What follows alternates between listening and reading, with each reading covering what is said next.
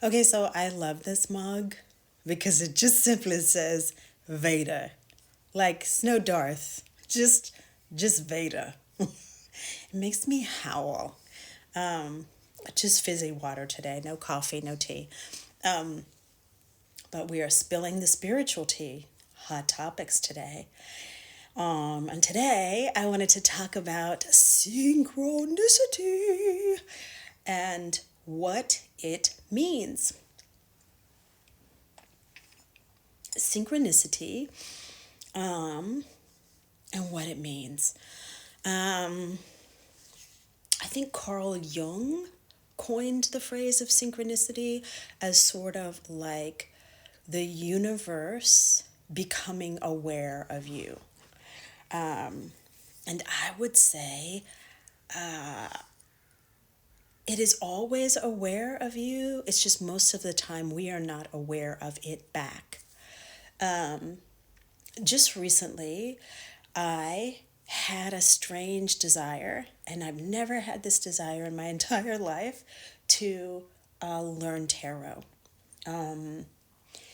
Tarot dates back to almost every indigenous culture collecting archetypes to be able to discern the divine, to be able to discern what God was saying to them.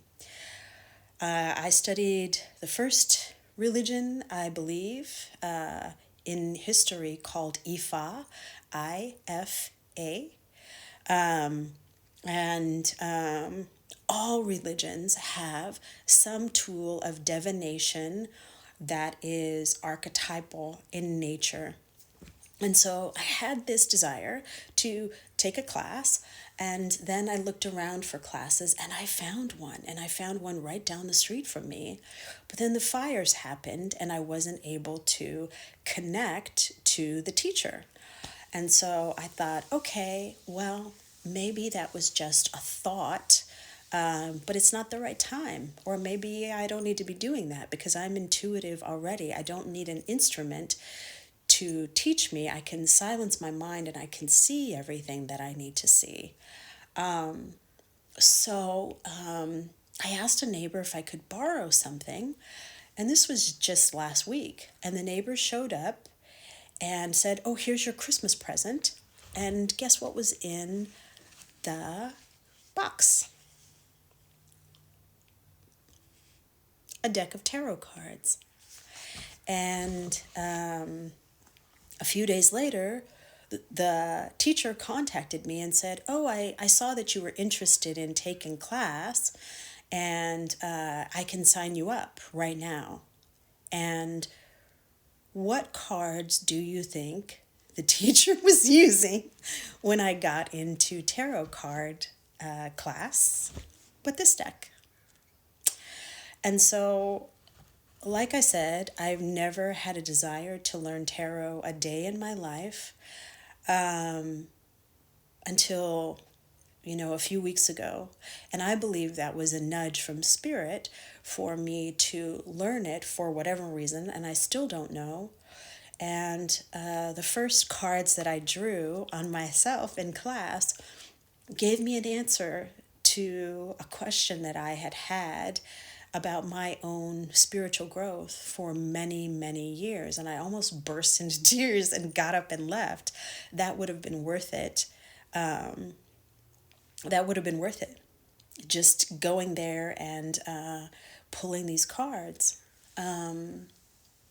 So, this hot topic is important because there are so many of us who feel like God has abandoned us, who feel like the universe isn't listening to us. Why in the world would a God allow all the genocides that are going on in the world right now? Why in the world would a God allow all of these things to happen? And I will tell you, this is just my take on it from an energy perspective. And I was raised Catholic, so this took me probably 4 years to process what I'm saying to you now. So if it doesn't make sense or you want to punch me out, I would completely understand. I had to take a break from this kind of information because it shook me so much. But from my understanding, what we were taught about God and the universe is slightly different than what is actually happening. And that is that there is a large energy that is in all things, and it doesn't know everything. So it is in all of us, and basically it shows up as all of us to collect information.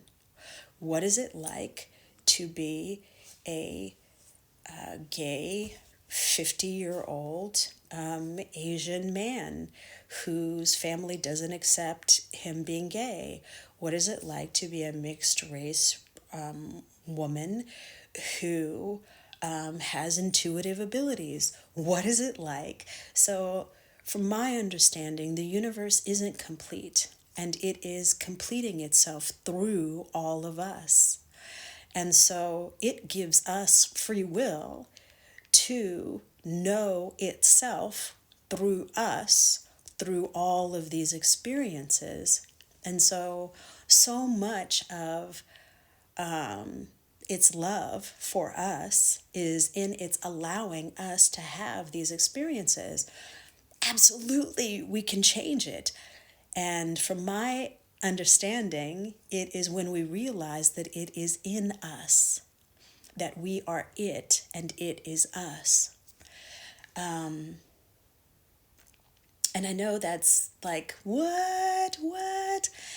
And the reason that I think I have this understanding is from the Dead Sea Scrolls.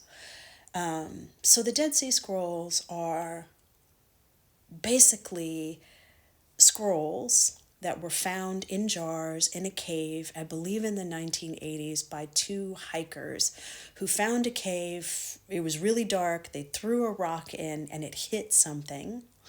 And this was what the Essenes during, I guess, after Christ, I'm not sure the timing on when they went away, but I guess things were getting a little heated in what you could believe and what you could say. So the Essenes saw the writing on the wall, they moved away into the desert, and they hid all of the original texts in these jars. And then they were eventually found and eliminated, but the scrolls remained. And in the Dead Sea Scrolls, the Our Father prayer isn't like we were taught, and it's not like I was taught as a Catholic person. The Our Father prayer begins, "Radiant One that dwells within me." And that was my first clue to understand that we were taught that something was outside of ourselves and that we needed to make petitions to the thing that was outside of ourselves. But in the Dead Sea Scrolls, it's completely different. It talks about the living God that resides in all of us. And I think when you do a little bit of research on what was omitted from the Bible that we know today, what was poorly translated, for me, like I said, it took me 4 years to come back to okay, because I just felt lied to. And now, so much of that information I use to remember. But back to why would it allow us to have this experience? Because through us, it knows itself, through all of us. And so, absolutely, we can change everything that is going on. Absolutely. But we just have to remember who we are and whose we are. And 9 times out of 10, it takes us all just coming together and being on the same page and even focusing in the same direction can shift the Schumann resonance. The Schumann resonance is the actual energy field of planet Earth. It has a resonance to it, and when the Schumann resonance spikes, we all feel it, but we can affect it by all of us coming together, meaning we can affect the field around the earth and what changes occur when we begin to focus in a positive way all together. I'm always reminded of Finding Nemo when Dory gets caught and she tells all the fish to move in this direction. And, the boat is lifting them up, but they're all swimming in this direction. And soon the boat starts to tip and starts to dip, and then they all are free. And it's the same thing. So, today's hot topic, synchronicities, and that the universe is aware of you. You just need to show it. You got it. You saw that synchronicity. You're paying attention to its support and help for you. That's all. So, if you like this content, if you like us creating a spiritual community, and if you would like to go live and talk more about things, and maybe I can get some answers for our Q&As, and maybe there's somebody that shows up that has answers. The goal is to create a spiritual community where we can all come together. And the main reason I'm doing this hot topic spiritual tea is because Wendy Williams came into my mind, and then I saw what was actually going on with her. And so the goal is to make it sort of light hearted and playful, and not that everybody knows everything, but that we can come together and that we can assist each other. So if you like this content, please like, share, and subscribe. And like that. So I will see you guys later. Bye.